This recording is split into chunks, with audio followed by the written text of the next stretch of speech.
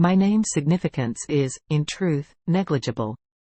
What matters is my being 25, an age when a woman might start to fret over her life's lack of stability. It's not that I lack allure. My features are gentle, my smile generous, and my hair cascades in glossy, chestnut waves. I devote myself to maintaining this charm, even if it means my dresses are from discount racks and my makeup spans various brands. Born without a silver spoon, my parents never had wealth, our home more accustomed to disputes than coins. Money, or the lack thereof, loomed over everything like an unburst storm cloud, seeping into hopes and dreams, causing them to wither and desiccate until what's left is a desperate need for stability. Thus, from a young age, I resolved to surpass my beginnings. Diligently studying, I secured employment in a cramped downtown office. Unremarkable, yet it pays the bills, sparing me from returning to my parents' quarrels and separations. My youth was sprinkled with romantic entanglements. Boys with sweet gazes and gentle smiles, yet each liaison inevitably culminated in whispered farewells at bus stations or train platforms, the distance between our lives too vast to bridge. We couldn't afford to chase each other across cities or support one another through prolonged education. No, for me, reality sternly checked the heart. Love alone is insufficient when hunger gnaws and rent notices pile up. A bitter lesson learned at 20, when dreams shimmer most brightly and their realization seems within grasp. Such is life, at least mine. I've shelved my heart like an old photograph, focusing instead on the climb. Step by step, I believe, is how I'll reach where love is no longer a struggle. The office I work in lacks any appeal. The gray cubicle walls, the ceaseless drone of printers, and the stale scent of coffee that never fades. The only solace in these interminable days comes from my colleagues, a diverse group of overworked souls earning less than they deserve. Yet, even forging genuine connections proves challenging amidst the universal scramble to stay afloat. Then he arrived, a glimmer of confidence amid the dreariness. His name bore an air of sophistication, perhaps Thomas, or Edward, and he hailed from a city sector I'd only glimpsed through the fogged glass of passing buses. His attire whispered of costly brands, his voice a soft melody contrasting with our manager's nasal whines. More importantly, he was strikingly handsome. Not movie star handsome, but with a clean, effortlessly charming demeanor that hinted at a comfortable life and impeccable grooming. He was 2 years my senior, miraculously single. Within a week of his arrival, my female colleagues had compiled his profile: family of lawyers or doctors, never clear, an apartment in a trendy neighborhood, a penchant for weekend runs. His very existence seemed to challenge the notion that stability and love are mutually exclusive. As if years of careful calculation had led me to him, proof that my strategy wasn't flawed, merely incomplete. We started with polite smiles and shared coffee breaks, exploratory conversations to gauge if there was more to know beyond our professional roles. He inquired about my life outside the office, and I downplayed the significance of my dreary apartment shared with a perpetually sulking roommate and dinners more often comprising instant noodles than actual food. He seemed interested, or at least politely so. But soon, coffee breaks turned into lunchtime walks, then post-work drinks. His presence became a highlight in my otherwise predictable days, an easy companionship mingled with the thrill of potential. And I must confess, there was a small satisfaction in the curious glances from other women in the office. After years of feeling invisible, I became the object of their envy. It didn't take long for potential to morph into something more tangible. An accidental touch in the elevator, a shared glance in a crowded restaurant. Both of us felt it, the unspoken shift from colleagues to something more exhilarating, more perilous. One evening, following an overly long session working on a tedious project, rain fell incessantly, sheet after sheet. He offered to drive me home, a gesture simple yet laden with unspoken inquiries. The ride to my dilapidated apartment building was tense with an anxious energy neither of us knew how to dispel. Then, awkwardly parking outside my building, he leaned towards me. The kiss was everything I had imagined and more, initially hesitant, then urgent, desperate. His hand on my face, in my hair, and all the carefully erected walls I had built over the years crumbled to dust. That night, and many nights thereafter, became a series of stolen moments and whispered confessions. Movie dates turned into prolonged kisses in dark theaters. Walks in the park were interrupted by surreptitious touches under rustling leaves. Eventually, there were nights at his place, a haven of tasteful decor and plush carpets that spoke of a world entirely separate from mine. Beside him, worries about rent, bills, and my parents' endless arguments faded into the distance. We were two people ensnared in our private bubble, a realm where stolen kisses were of paramount concern. And those nights, breathless and tangled, were unlike anything I had ever experienced. In his arms, I shed the cautious, vigilant woman I had become and allowed myself to be carried away with ease. It was intoxicating, reckless, and the closest I had come to true happiness in a long time. Part of me knew it couldn't last, that reality would eventually shatter our fragile door of fantasy. But I silenced that voice, quelled it with another kiss, another night spent in the illusion of perfection. Days blurred into weeks, then months, filled with a mix of secret smiles at the office and fevered nights between his expensive sheets. We fit together perfectly, or so I dearly wanted to believe. He spoke of weekend getaways, cozy dinners in restaurants beyond my pay grade, and whispered sweet nothings of a future together. It was everything a young woman could dream of, and I clung to his words like a lifeline. The thought of settling down, leaving behind the precarious balancing act of my independent life for the security he offered became my guiding star. But a niggling voice in my mind, nurtured by years of hardship and disappointment, wondered, was this too good to be true?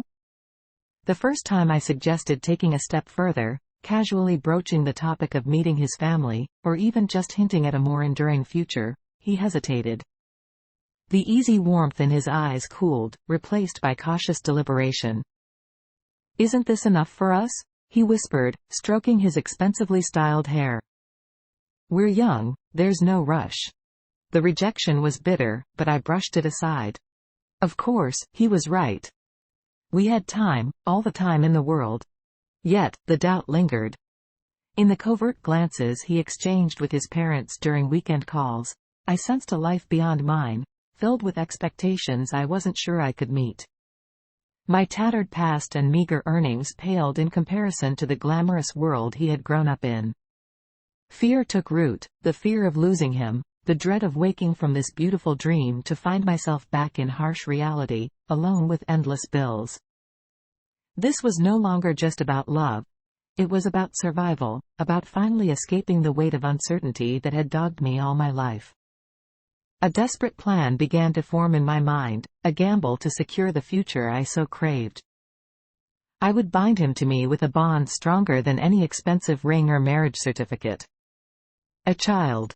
It was a risky move, perhaps foolish, but I was driven by a primal need that superseded reason. After all, no man in his right mind would abandon his own flesh and blood, would he? Especially someone like him, steeped in notions of family and honor. With stern resolve, I crafted my scheme. I would become his most fervent lover, a siren luring him into a trap of his own making. Every whispered proposition, every stealthy touch, was driven by my hidden agenda. Dates were meticulously arranged to coincide with my most fertile days. Nights once dedicated to reckless passion became exercises in calculated seduction. His apartment, with its pristine white sheets and blackout curtains, became the stage for my carefully orchestrated performance. Meanwhile, a chilling calculation ran through my mind, overshadowing the carefree girl I once was. Yet, 3 months passed without a sign. No morning sickness, no expanding waistline, just the harsh reality mocking my efforts. Desperation tightened its grip on me with each passing day. The fear gnawed at me. Had I miscalculated?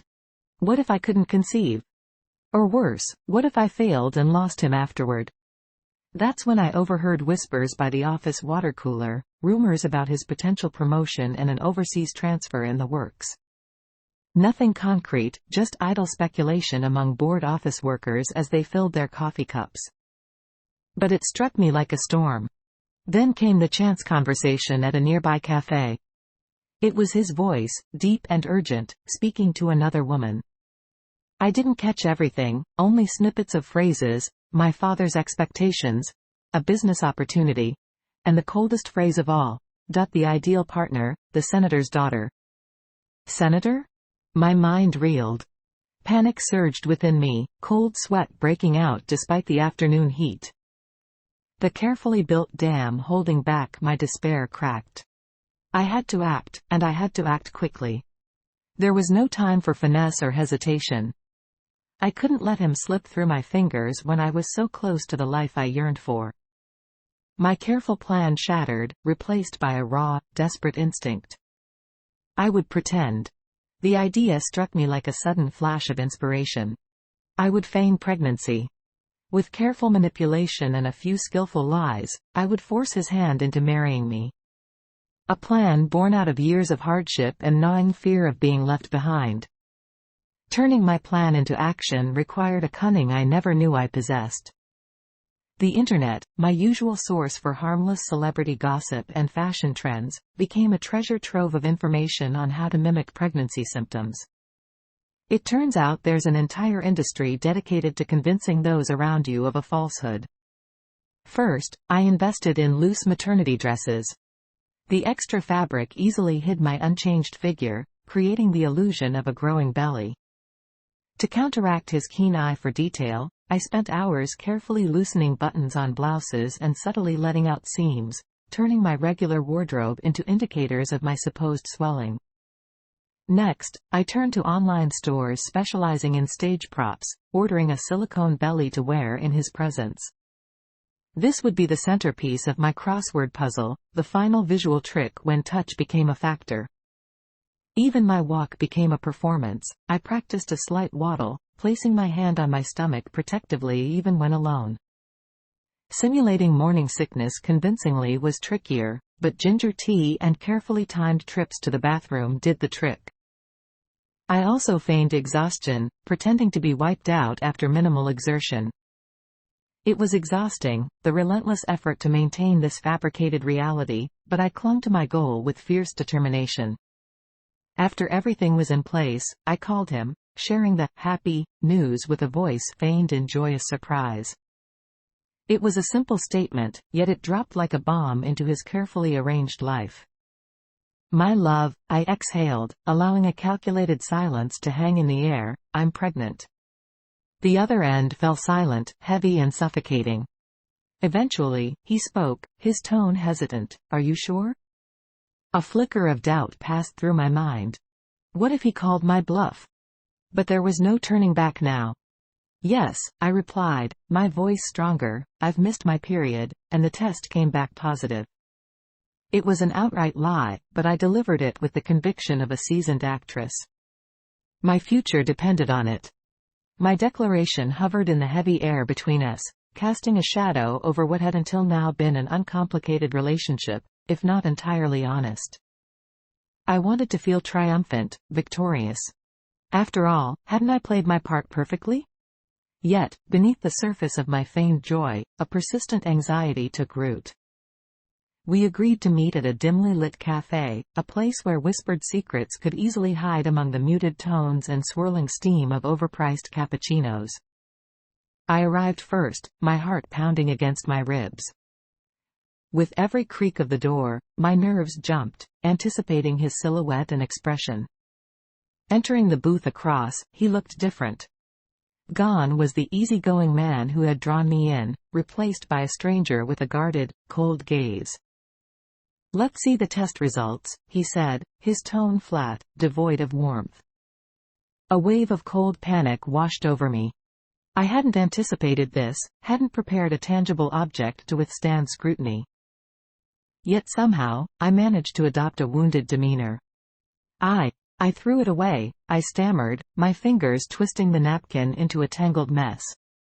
I was so shocked, and, well, it seemed like I let the words trail off, the carefully crafted image of a confused, happy expectant mother filling the awkward silence. He leaned back, fingers tapping incessantly on the chipped table. "You're claiming to be pregnant but have no proof? Do you realize how that sounds?" The knot of fear in my stomach tightened. He was right, it was odd. Too odd. In my rush to coerce, I had overlooked a crucial detail, and now my deceit was unraveling before my eyes. But, I stuttered, clutching the straw, I have all the symptoms. Morning sickness, fatigue, I've even started to show a little. I lightly patted my slightly bloated belly, the result of indulging in too many pastries in recent days. A bitter laugh escaped him. His laugh was not joyful or amused but seemed sharp. "Don't play games with me," he interrupted, and then, with startling bluntness, he cut to the heart of it all. "Let me tell you, you couldn't possibly be pregnant by me. Remember every time after we were intimate, I gave you a glass of orange juice? I had emergency contraception mixed in." The world seemed to tilt on its axis. My carefully constructed lie was being unraveled faster than I could keep up. While I had been planning and scheming, he had taken his own precautions, ensuring there would be no unpleasant surprises. My face burned with shame, humiliated by being caught in my own complex trap. An oppressive silence enveloped us. It wasn't the comfortable silence of satisfied lovers but a hollow void filled with broken trust and a relationship teetering on the brink of collapse. "Why?" he finally asked, his voice low and tense. "Why would you do this?" The question hung in the air, heavy with implied accusations and judgments. The lie itself wasn't what hurt. Of course, he saw through that when I made up the flimsy excuse about discarding the pregnancy test. It was the underlying truth it revealed. I didn't trust him, didn't see him as my partner. My actions spoke of manipulation and desperation, not of the love I had tried to convince myself I felt. Burning shame gave way to cold anger and defensiveness. My carefully constructed veneer of vulnerability crumbled away. "Don't act entirely innocent," I retorted, my voice rising. "You were the one who was never ready, hesitating at any commitment. Talking about some grand future but never actually including me in it." The words poured out, years of unspoken frustration and anxiety spilling forth. We were no longer two people bound by affection but adversaries circling each other in a battlefield of hurt and self-defense. "You think trapping me with a child is the answer?" he scoffed, the once endearing lines of his face contorted in disgust. "You haven't thought this through at all. How were you planning to explain when months passed with no baby? You think I'd stay for a fake miscarriage?" Suddenly, my complex plan seemed not clever but terribly foolish, immature. With startling clarity, I realized he had been right all along. We were not ready for a life together, especially one founded on deceit and forced obligations. You think I enjoy this?" The defiance drained from me, replaced by a hollow pain. "Thinking I want to lie and manipulate to the point of desperation?" We sat opposite each other, the once cozy cafe now a battleground littered with the ruins of what had never truly been love.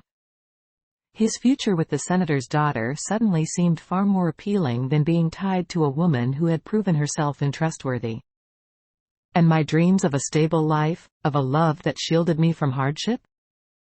They seemed further away than ever, tarnished by my own sabotaging actions. There were no dramatic declarations, no tearful claims of undying love thwarted by tragic misunderstanding.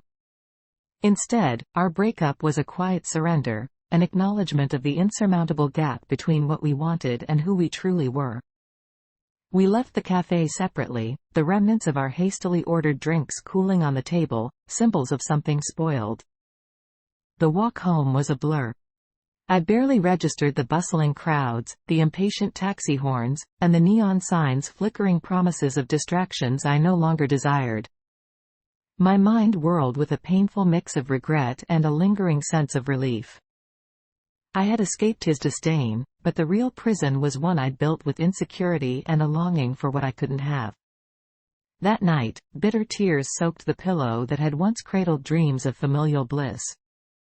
These were not tears of agony but of mourning, for the naive girl I was and the harsh realities I'd learned. In the stark light of morning, I stripped off the maternity clothes and carefully packed away the silicone belly. Illusion was a luxury I could no longer afford. Days turned into weeks, each week slowly marching forward. Office rumors about his promotion and imminent departure gradually faded. I threw myself into work with a newfound determination, not for an escape promise but for the intrinsic value it brought to me. No more stolen lunches or lingering glances, just polite nods and brief interactions dictated by absolute necessity. On a gloomy afternoon, as the city braced for an impending downpour, he stopped by my desk. There was no accusation in his eyes, no anger, just a lingering regret. He told me he was leaving. The senator's daughter would make a fine wife, a fitting addition to a life in boardrooms and power lunches, a world far removed from mine. "Take care of yourself," he said simply. It was the kindest thing he had said to me in a long time. I nodded, unable to find the right words or muster the energy to lie. Fortunately, life has a way of moving forward. Wounds healed, leaving a dull ache that flared up now and then, a reminder of the folly and desperation of youth. I didn't succumb to despair. Adversity had taught me too often to pick myself up for that. But the experience left its mark, subtly altering the way I viewed the world. I learned to stop seeking my value in the eyes of a man or in the promise of a future dependent on someone else's choices. There are no shortcuts to safety, no magical tricks to turn hardship into a fairy tale ending.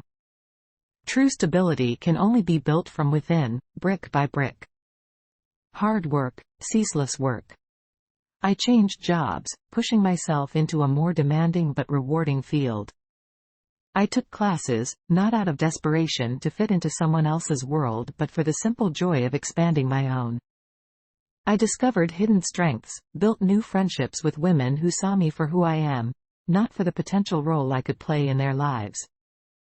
Love eventually came again, but it was different.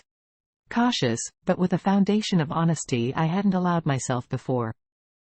It wasn't about being saved but about building something together, on mutual respect and shared dreams. Sometimes it was messy, like all real things are, but there was a solidity in it that no scheme or pretense could replicate. The journal I started writing in during that tumultuous time had long been forgotten, buried somewhere in a neglected box. Sometimes, I wonder if my younger self could recognize the woman I've become. If she saw the scars left by her mistakes and found them ugly, or perhaps recognized them as evidence of hard-fought survival. In the end, my story isn't a special drama but about the silent battles we fight within ourselves. It's about how the craving to be loved can lead us astray, and true love, the kind worth having, can only blossom on the fertile ground of honesty, respect, and a firm belief in our own strength to walk through life on our own 2 feet.